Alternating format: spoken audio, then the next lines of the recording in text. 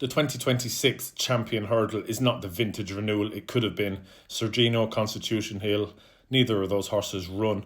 And currently we have the New Lion at the top of the market now. He won at the Cheltenham Festival last year. He was an excellent novice hurdler. And he's been highly tried over 2 miles this year. Whether or not he's a classic 2 miler, I don't really know. I'm not necessarily convinced. The fact that he's 2-1 at the top of the market is just a little bit strange to me. I mean, it's just kind of almost by default. There's not a great deal of opposition to him. But the reality is, the New Lion only ran to a Racing Post rating of 147 last time out. The speed figure was nothing. It was a little bit of a nothing run, to be honest. He beat Nemean Lion by a length and a half or so, and it just wasn't very impressive. It's not kind of the type of performance that you associate with a champion hurdler. Now, I have massive respect for Dan Skelton.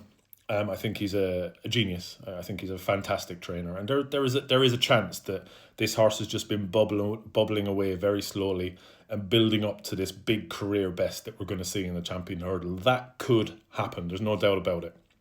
But could I back a horse in the champion hurdle after running to an RPR of 147? I don't think any horse, bar maybe Sublimity, who won the race at a massive price, has ran to anything like that in the last 20, 30 years and managed to win the champion hurdle. It just doesn't really happen. Now, there's not a great deal of opposition here, but there is brighter days ahead. There is potentially Lossiemouth. Now, I love Lossiemouth. She absolutely loves Cheltenham. If she does run in the race, it'll definitely make it a much better renewal than if she runs in the mares. I think she deserves to take her chance. I hope she does take her chance. The 2 mares are just about the right prices, though. 3-1 and 7-2.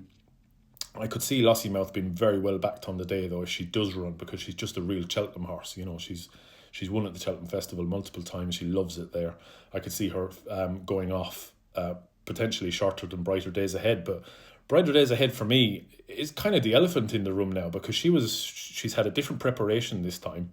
She's staying at Ollie Murphy's yard over in the UK, so she's had a little bit of a different preparation. She's travelled over sooner than the other Gordon Elliott horses, and things have just been done a little bit differently with her, and she was impressive. And she looked the winner a long way from home against Lossiemouth. She just looked the better horse, to be honest.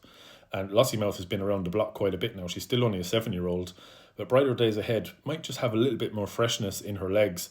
And Gordon Elliott seems adamant that he's got her in a really good place this year. So of the 3 at the top of the market, Brighter Days Ahead on form, you could call her the form horse, because she's got the best piece of form coming into the race by quite some margin, to be honest. It's just those 2 disappointing efforts at the Cheltenham Festival in the past. Can you forgive her for those efforts?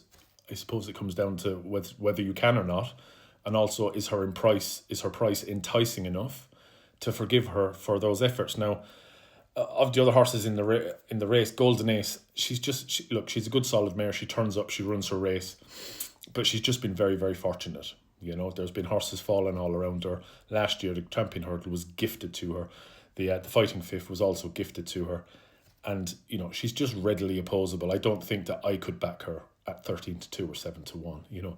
If she turned up on the day in a field of 8 and she was kind of 12-1, 14-1 or something like that, then maybe I could justify backing her each way. But I just couldn't. She just wouldn't be my type of horse. That's no disrespect to her. Pony Ross, who I put in the light channel at 100-1 as an anti-post bet, and I should have had a couple.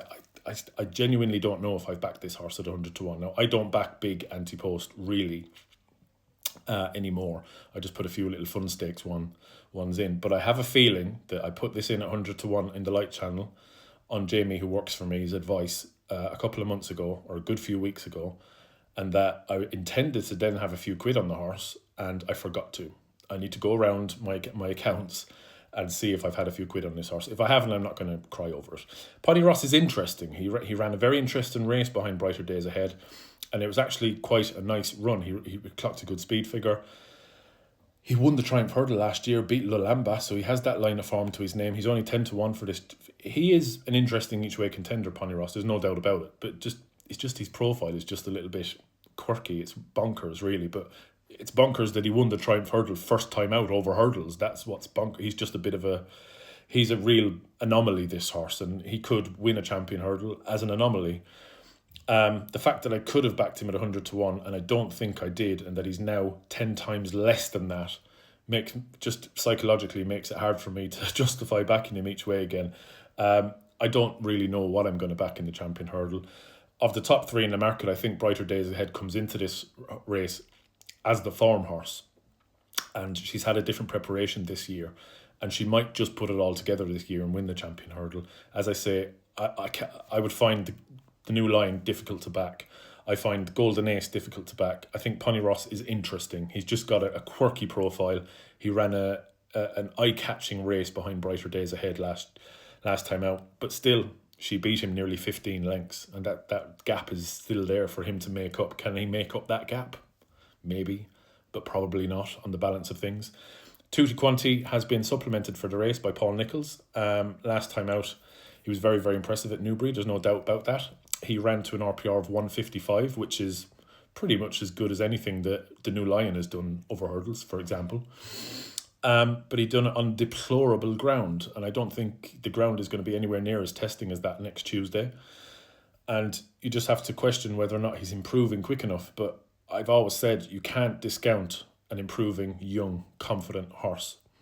We saw years ago, is it around about 2008, 2007, with Masterminded. It's a different walks of life, a completely different situation, but Masterminded was just improving at the right time, and then he went and just became an absolute superstar. And as I say, confident young horses with freshness in their legs, you just can't discount them. So Tutti Quanti is an interesting addition to the Champion Hurdle. Again, I'm not sure I could back him. I need to go back and watch that Newbury race, because I seem to remember him jumping really quick, really nimble, really well. And he does have some decent speed figures in the locker, but not necessarily speed figures you'd associate with a Champion Hurdle winner. Amsterdam is still in there. I think he's still in the County Hurdle as well. He's just, he's held on form by Golden Ace. He's held by Lossiemouth. He's held by Brighter Days Ahead. He's a very classy horse, Amsterdam. He is, and it wouldn't surprise you if he was right on the premises and finished second or third or fourth. But can he win? He just kind of strikes me as a bit of a Mellon character. I don't know if you remember Mellon from a few years ago, who finished second in a couple of Champion Hurdles. Amsterdam is that type of a horse. Alexei for Joe Tizard is going to take his chance. Again, a very admirable horse. A little bit disappointed with him at Wincanton. I thought he could have dismissed Robod a little bit easier than he did. Again, the ground was heavy, so you could forgive him for that. And it looks like the Tizards are happy to roll the dice with this horse. And again, he's a young, confident, improving horse that could surprise a few people on the day. He's very consistent. He knows how to win. He's got a touch of quality about him. But at the end of the day, he does only have an official rating of 148.